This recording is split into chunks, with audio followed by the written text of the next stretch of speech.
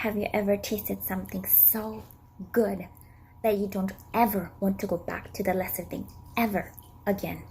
I used to drink Folger's coffee, but after my husband introduced me to specialty coffee, why on earth would I ever go back to Folger's ever again?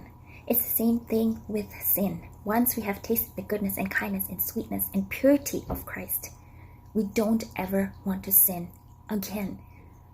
The desire is completely gone because Christ satisfies all. It's like, what is the most memorable, most precious meal you've ever had? That is like Christ. And sin is like vomited, spoiled, rotten vomit that has been accumulated in the garbage can for 10,000 of gazillion years. And that is a weak comparison. So why do we choose sin that will lead us dry to death when we can choose the living water that will never run dry? Why do we choose sin that will starve us to death when we can choose the bread of life that will always satisfy?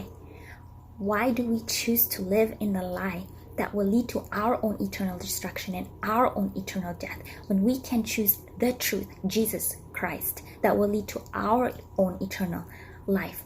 Why do we choose to go back to being blind again when He has opened our eyes to see His marvelous light and His glory?